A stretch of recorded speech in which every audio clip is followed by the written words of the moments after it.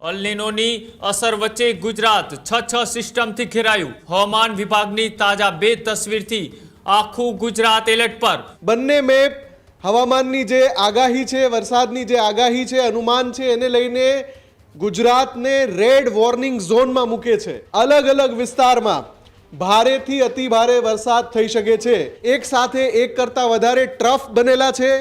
Upper air cyclonic circulation છે, western disturbance છે, અને એની સાથે સાથે જે વેસ્ટર્ન વિન્ડ આવે છે એ પણ છે। ચોક્કસથી આગામી 48 કલાક ખૂબ જ સાવધાન રહેવું પડશે ગુજરાતને, કેમ કે દક્ષિણ ગુજરાત અને સૌરાષ્ટ્રના જે વિસ્તારો છે ત્યાં મેઘ તાંડવ થઈ શકે છે।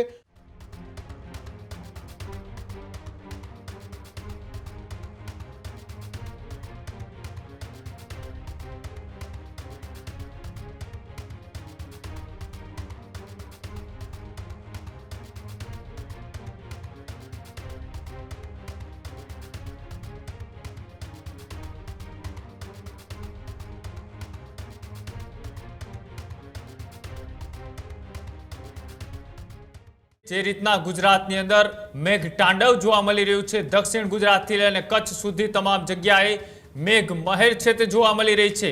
અલનીનોની અસર વચ્ચે ગુજરાત છ સિસ્ટમથી ઘેરાયું। કેન્દ્રીય હવામાન વિભાગની તાજા ચોંકાવનારી તસવીરો પણ સામે આવી। Trough, cyclonic circulation, low pressure અને વેસ્ટર્ન ડિસ્ટર્બન્સ છે તે સક્રિય થયું છે। હવામાન વિભાગની તાજા 2 તસવીરથી આખું ગુજરાત એલર્ટ પર। કેન્દ્રીય હવામાન વિભાગે આખા ગુજરાતને રેડ વોર્નિંગમાં મૂક્યું છે। જેટલો વરસી રહ્યો છે તેનાથી અનેક ગણો વરસાદ આવી શકે છે। પેલા સપ્તાહના અંત સુધી આખું ગુજરાત કવર કરશે નવી સિસ્ટમ।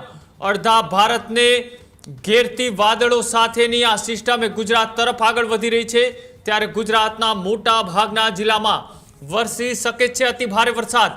ભારેથી અતિભારે વરસાદની સંભાવના સાથે તૈયાર રહે ગુજરાત।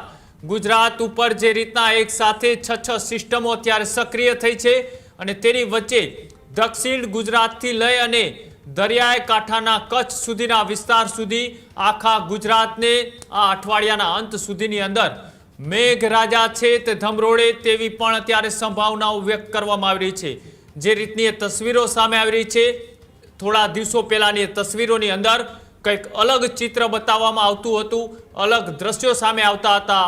અચાનક છ સિસ્ટમો સક્રિય થતા એ ગુજરાતની જે વરસાદની સિસ્ટમ છે તેમાં અચાનક ફેરફાર જોવા મળી રહ્યો છે। મુફદ્દલ જોડાયેલા છે। મુફદ્દલ, એક બાજુ અલનીનોની ચિંતા છે તે સૌ કોઈ કરી રહ્યા હતા, પણ અચાનક બદલાતી તસવીરો હવે ગુજરાત ઉપર રેડ એલર્ટ જેવી વરસાદની સ્થિતિ। બિલકુલ કૃણાલ, સૌથી મોટા સમાચાર એ છે કે 29મી જૂન એ દિવસ હતો જ્યારે ચોમાસાએ બુલેટની રફતાર પકડી, અને આજે જ્યારે 4થી જુલાઈ સુધી આપણે પહોંચ્યા છીએ, આખા ગુજરાતને ચોમાસાએ ચારે તરફથી ઘેરી લીધું હોય એ રીતે વરસાદી સિસ્ટમ સક્રિય થઈ ગઈ છે। અને એવામાં આજે 4થી જુલાઈએ કેન્દ્રીય હવામાન વિભાગે જે 2 તસવીર રિલીઝ કરી છે, એ બંને મેપ ચોંકાવનારા છે। બંને મેપ હવામાનની જે આગાહી છે, વરસાદની જે આગાહી છે, અનુમાન છે, એને લઈને ગુજરાતને રેડ વોર્નિંગ ઝોનમાં મૂકે છે। એક જે મેપ છે જેમાં દેખાય છે કે ગુજરાત આખું રેડ છે, એટલે કે રેડ એલર્ટ અંતર્ગત આવી રહ્યું છે। ગુજરાતના અલગ અલગ વિસ્તારમાં ભારેથી અતિ ભારે વરસાદ થઈ શકે છે। આ જે મેપ છે એમાં ગુજરાત અને આજુબાજુના વિસ્તારોમાં પણ જોઈ શકાય છે કે એક મજબૂત સિસ્ટમ, વરસાદી સિસ્ટમ વરસવા માટે અગ્રેસર છે।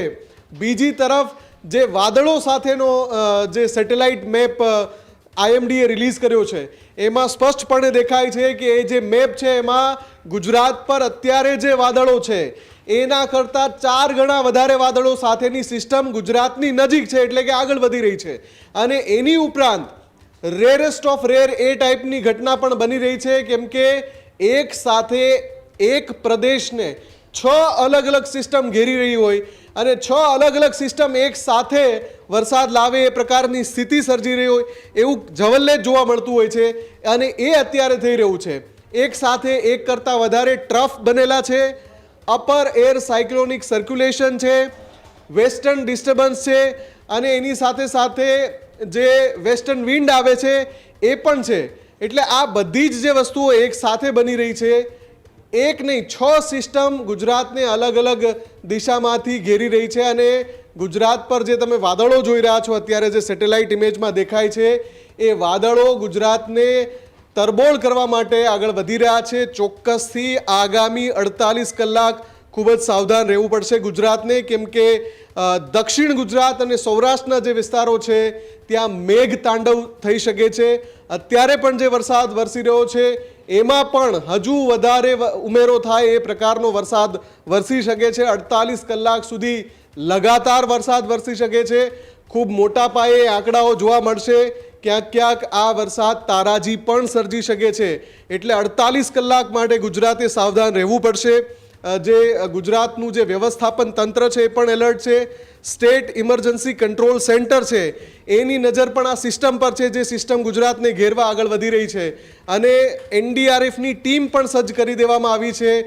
દરિયો ન ખેડવા માટે માછીમારોને સૂચના પણ આપી દેવામાં આવી છે. દરિયાકાંઠાના વિસ્તારમાં ભારે પવન સાથે વરસાદ પણ પડી શકે છે. આ બધી જે પરિસ્થિતિઓ સર્જાઈ રહી છે એના કારણે જુલાઈના પહેલા 4 દિવસ તો ઠીક, જુલાઈનું આખું સપ્તાહ ગુજરાતને તરબોળ કરશે એ અત્યારે નિશ્ચિત દેખાઈ રહ્યું છે. ખેડૂત ભાઈઓ છે ખેતરમાં ડ્રોન ઉડાવતા હોય છે ત્યારે આપણે એક પ્રશ્ન સતાવતો હોય છે કે જે આપણે અત્યાર સુધી જીપીએસ ટેકનોલોજીવાળા ડ્રોન વાપર્યા છે, જેથી કરીને મોબાઈલ ટાવર છે અથવા તો હાઈ ટેન્શન લાઇન પસાર થતી હોય, કોઈ વૃક્ષો હોય, ત્યારે જે જીપીએસ ટેકનોલોજીવાળા ડ્રોન છે એમાં ટકરાય અને ટ્રેસ થાય છે. પણ એગ્રીઓન લાવ્યું છે જીએનએસએસ ટેકનોલોજી ડ્રોન, જેથી કરીને એ ડ્રોન છે એ કોઈ જગ્યાએ ટકરાય નહીં, પોતાની રીતે જ ડિસિઝન લે છે અને મૂવ થઈ જાય છે. જેથી કરીને જીએનએસએસ ટેકનોલોજી ડ્રોન છે એ વાપરવાનો આગ્રહ રાખો. અત્યારે જ ન્યૂઝરૂમ ગુજરાતની યુટ્યુબ ચેનલને સબસ્ક્રાઇબ કરો અને ઇન્સ્ટાગ્રામ અને ફેસબુક પર ફોલો કરો. અપડેટ રહો, સત્યની સાથે રહો.